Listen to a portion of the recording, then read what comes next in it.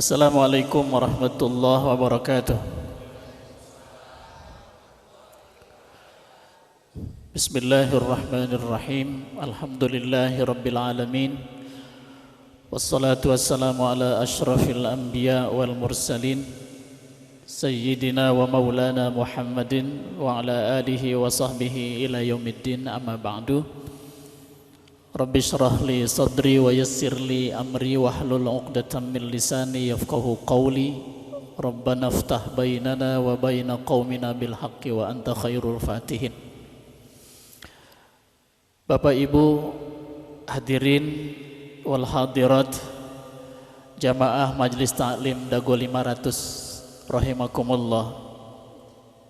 Alhamdulillah, hari ini hari yang sudah kita janjikan untuk bisa hadir. Kita janji kepada diri kita, dicatat oleh Allah sebagai janji kita kepadanya, bahwa hari Rabu seperti biasa kita sisihkan waktu tenaga untuk bisa duduk simpuh di rumah Allah As-Salam di Dago ini, dalam rangka meningkatkan ketakwaan kita. Bapak Ibu sekalian berbahagia, pembahasan kita hari ini adalah tentang sederhana dalam beribadah. Saya mulai mencutat, mengambil ayat Al-Quran, surat At-Taghabun ayat 16. A'udzu billahi minasyaitonir rajim. Bismillahirrahmanirrahim. Fattaqullaha mastata'tum. Bertakwalah kalian, ibadahlah kalian, taqarrublah kalian kepada Allah sesuai kemampuan. Artinya dalam tanda kurung, tidak boleh berlebihan, tidak boleh kekurangan. Bahasa sederhananya pas, sesuai ukuran. Yang tahu ukurannya adalah pencipta kita, tahu ukuran terbaik. Dan tentu diri kita juga tahu berapa ukuran kita, ukuran kemampuan kita. Di surat Toha misalnya, di ayat 1 dan 2, di awal surat Toha, Allah sudah menyatakan, Toha ma anzalna alaikal qur'ana litashqa. Kata Allah, kami tidak turunkan atasmu Muhammad Al-Quran yang isinya adalah antara lain perintah untuk ibadah kepada Allah Subhanahu wa ta'ala, kecuali tidak untuk menjadi susah. Kami tidak turunkan Quran untuk menyusahkanmu Muhammad. Kami tidak memerintahkan ibadah untuk menyusahkanmu hai umat Muhammad. Justru sebaliknya, kami perintahkan ibadah kepadamu untuk agar hidup kalian jadi mudah, hidup kalian jadi gampang, hidup kalian jadi indah, kalian jadi bahagia dengan ibadah. Kan ada orang yang ibadah itu malah jadi susah. Jadi paradigmanya Allah ini kayaknya menyusahkan dengan seperangkat ibadah itu. Kok susah-susah banget ini? Sehingga ada di antara kita yang sampai hari ini kesulitan menghindari penyakit nifak. Bapak Ibu sekalian, penyakit nifak itu menurut salah satu hadis Rasulullah SAW adalah orang yang melaksanakan sholat subuh dan isyanya berat. Pada saat dia melaksanakan sholat subuh dan sholat isya berat, itu sudah ada tanda nifak dalam dirinya, munafik. Berat banget. Ada orang yang seperti menghadapi Israel itu untuk bangun subuh, untuk menghilangkan penat setelah bekerja seharian melaksanakan sholat isya. Ayah keburu tunduh, keburu segala. Akhirnya dia merasa berat sholat pada waktunya, tapi pabelit jeung mata yang sudah hampir rapat. Kan ada yang begitu. Tapi nggak apa-apa. Ketika dia sadar ini bagian dari bagaimana menghilangkan penyakit nifak, kita lawan, hadapi nifak itu. Bersihkan hati. Karena itu kata Al-Ghazali, tata cara merubah kebiasaan buruk dalam hidup kita. Satu adalah takholli, dua tahalli, tiga tajalli. Takholli, hilangkan sifat buruk itu. Dua, gantikan dengan sifat baiknya. Tiga, tunjukkan kepada dirimu, tentu kepada Allah, pada para malaikat dan kepada orang, bahwa kita mudah gampang saja melaksanakan sholat subuh dan sholat isya. Itu salah satunya. Ada lagi Rasul mengatakannya, ada dua sholat yang berat bagi seorang mukmin pada saat imannya sedang turun. Ada yang menafsirkan katanya sholat asar dengan sholat subuh. Berarti sudah ada dua tafsir. Asar juga ternyata berat. Bagi sebagian orang profesional, asar itu bisa jadi di tengah perjalanan ketika pulang. Kalau dia pulangnya misalnya tidak sempat sholat asar di kantor, dia menjadi berat. Jadi ala kulli hal Bapak Ibu sekalian berbahagia, di dalam surat Toha, awal surat Toha, Allah mengatakan Allah turunkan Quran yang isinya tentang ibadah kepada Allah untuk agar hidup kalian jadi indah, jadi mudah, jadi senang, jadi bahagia. Di surat Al-Baqarah Allah mengatakan yuridullahu bikumul yusra wa la yuridu bikumul usra. Allah ingin dengan segala kewajiban yang diberikan kepada kita agar kita mendapatkan kemudahan, tidak mendapatkan kesulitan. Jadi kalau orang datang ke sini sulit banget gitu ya, dia terhindar dari kewajibannya. Turun grade-nya menjadi sunnah saja. Bahkan menjadi biasa saja. Bahkan kalau itu mengancam jiwanya, jadi makruh, tidak boleh. Cukup dia tidak ngaji. Maka sahabat yang lain harus menyampaikan apa materinya. Rasul mengatakan, falyuballighul hadir al-ghaiba. Hendaklah yang hadir menyampaikan kepada yang tidak hadir. Sudah 3 ayat yang mengatakan bahwa kita bertakwa kepada Allah sekemampuan kita, dan Allah tidak ingin kesulitan dengan ibadah. Allah tidak mempersulit kita dengan ibadah, perintah ibadahnya. Dan yang keempat saya ingin sampaikan, ayat yang sangat kita hafal di ujung surat Al-Baqarah. Ada ayat la yukallifullahu nafsan illa wus'aha. Allah tidak memberikan taklif, kewajiban ataupun beban bagi kehidupan seorang mukmin, seorang muslim seperti kita, kecuali sebatas kemampuannya. Kalau dia musibah, yakin, orang mukmin pasti amat yakin, tidak ada musibah yang lebih berat dari kemampuan dirinya mengatasinya. Pasti bisa diatasi. Kalau itu kewajiban, tadi musibah, kalau itu kewajiban, tidak ada kewajiban yang Allah bebankan dalam hidup kita kecuali untuk kebahagiaan kita sendiri dan dengan mudah bisa kita lakukan. Tidak ada yang sulit sampai bahkan mengancam kehidupan kita. Tidak akan. An Aisyah radhiyallahu anha, dari Siti Aisyah radhiyallahu anha. Siapa Siti Aisyah? Istri Rasulullah sallallahu alaihi wasallam. Cuman kita sering salah nyebut aja. Di kita sering sebutnya Aisyah. Aisyah. Padahal Aisyah. Aisyah.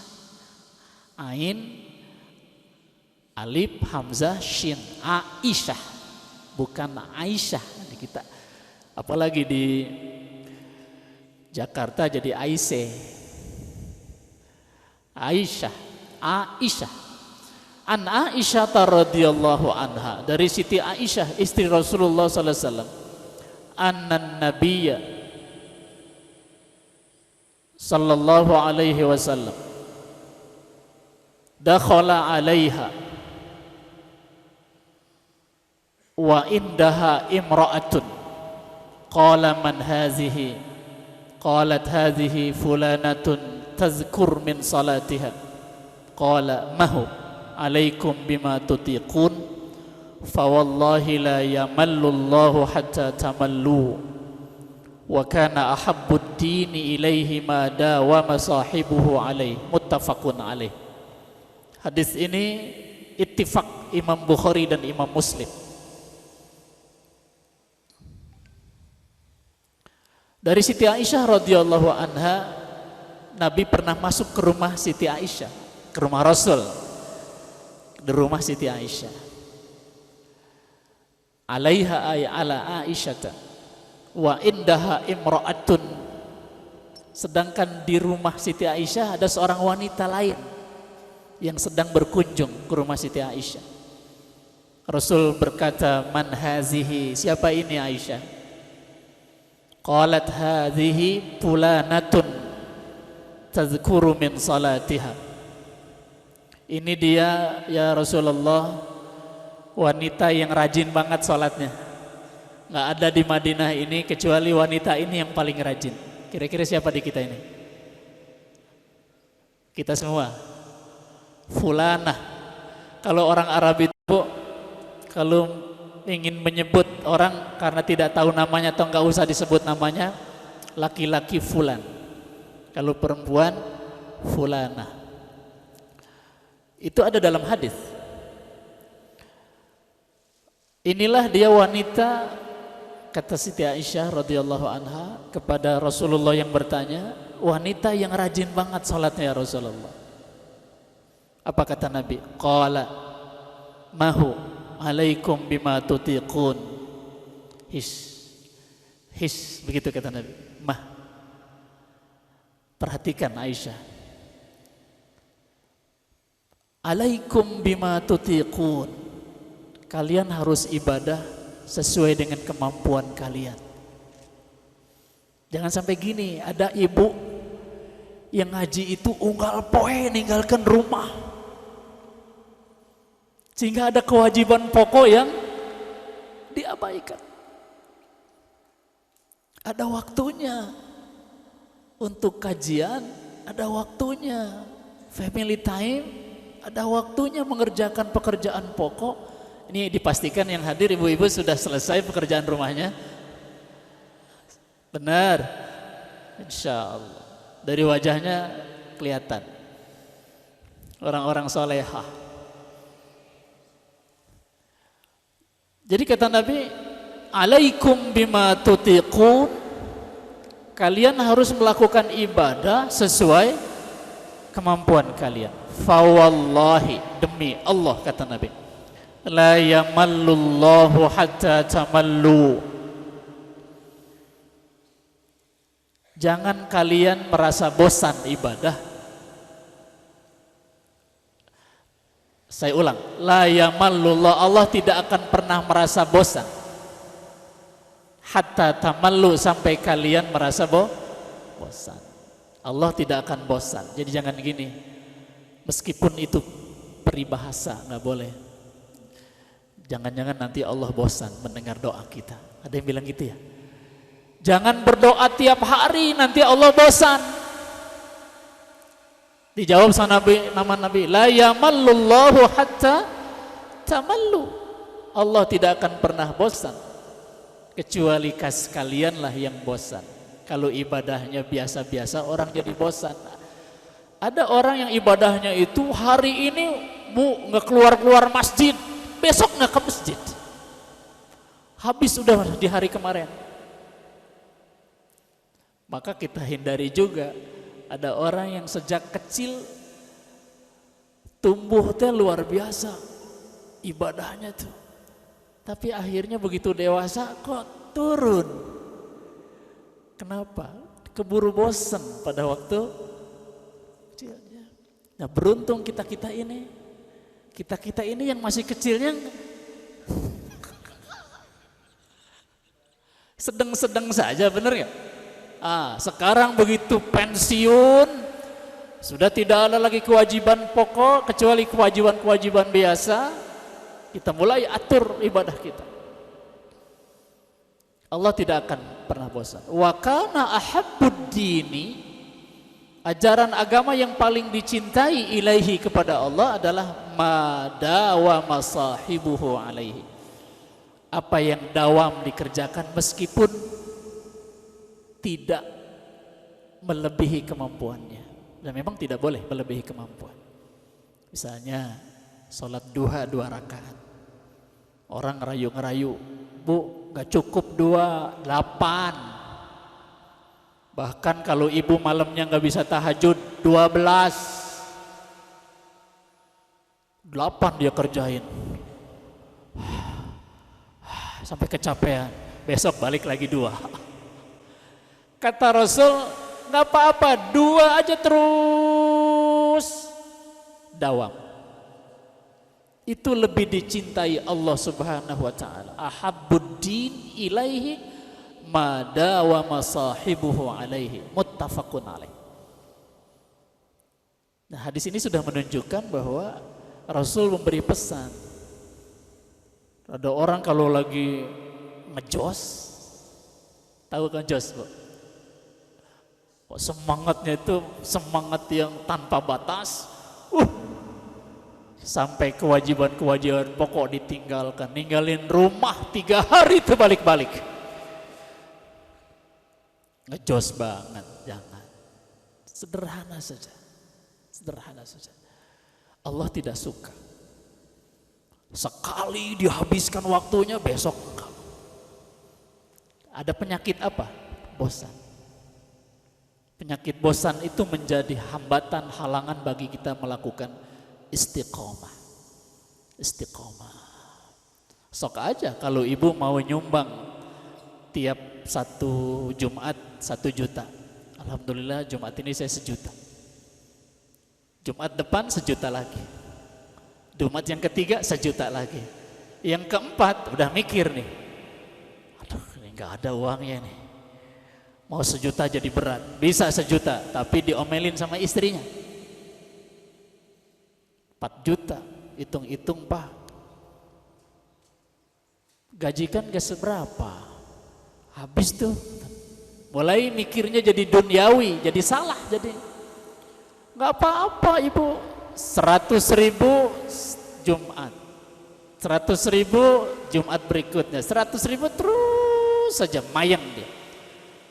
Tidak 1 juta, meskipun kalau orang yang mungkin dia hartanya luar biasa, 1 juta enggak ada masalah, terus aja. Bagi saya sama seperti kalian 100.000, 1 juta itu. Dawam, yang penting dawamnya. Pahala istiqomah kita dapat. Pertanyaannya, lebih besar mana 1 juta dengan 100.000 pahalanya? Ada parameternya. Yang pertama ikhlas. 1, jelas ya. Yang kedua tingkat kesulitannya. Yang ketiga baru besarnya. 3 tuh. Jangan dilihat besarnya aja. Hebat banget dia. 10 juta nyumbangnya. Kamu berapa? 50.000. Tapi pada saat yang sama kesusahan mengeluarkan 50.000 mungkin lebih susah daripada dia yang 5 juta. Atau 10 juta, lebih besar pahalanya. Itu buat kita Bapak Ibu sekalian berbahagia. Hadis yang kedua, An Anasin radhiyallahu anhu, dari sahabat Anas. Qala jaa salasatu rahtin ila buyuti azwajin Nabi sallallahu alaihi wasallam. Datang 3 orang sahabat ila buyuti azwajin Nabi, datang ke salah satu rumah istri Rasulullah sallallahu alaihi wasallam. Tidak disebutkan ini Siti Aisyah kah atau Siti Hafsah kah, Siti Maryah kah, tidak disebutkan dalam hadis ini. Yas'aluna an ibadatin Nabi sallallahu alaihi wasallam. Tapi kalau menurut hemat saya kemungkinan kepada Siti Aisyah. Mereka bertanya tentang ibadah Rasulullah sallallahu alaihi wasallam. Kalau ini Siti Aisyah maka pertanyaannya seperti ini, ya Ummul Mukminin, bagaimana ibadah Rasulullah sallallahu alaihi wasallam? Diceritakan oleh Siti Aisyah radhiyallahu anha, yang Nabi kalau sholat subuh pagi-pagi kakinya bengkak. Sholat apa? Sholat tahajud. Langsung tiduran beliau habis sholat tahajud di apa ini namanya? Cangkeng bahasa orang. Pinggang sebelah kanannya ada di bawah. Begini Rasulullah. Sampai Bilal azan. Terus sambung sholat subuh. Pagi-pagi kakinya bengkak. Kata Siti Aisyah radhiyallahu anha, hampir tiap pagi Rasul begini. Rasulullah sallallahu alaihi wasallam. Sehingga Siti Aisyah radhiyallahu anha, ya Rasulullah, kenapa kau sakiti dirimu untuk ibadah? Bukankah Allah sudah mengampuni dosamu? Bahkan dosa yang belum kau lakukan pun sudah Allah jamin di surat Al-Fatah ayat pertama. Dosa yang lalu sudah dijaga, dosa yang akan datang sudah dijamin sama Allah. Kenapa kau sakiti dirimu sampai begini kaki? Itu episodenya. Setelah mendengar cerita Siti Aisyah radhiyallahu anha atau istri Rasulullah SAW tentang ibadah Nabi,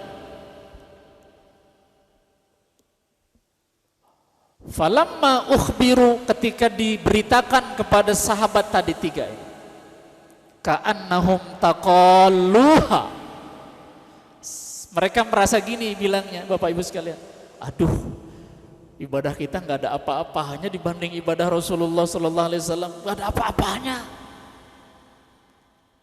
Taqalluha, mereka merasa sedikit ibadah yang dikerjakannya itu.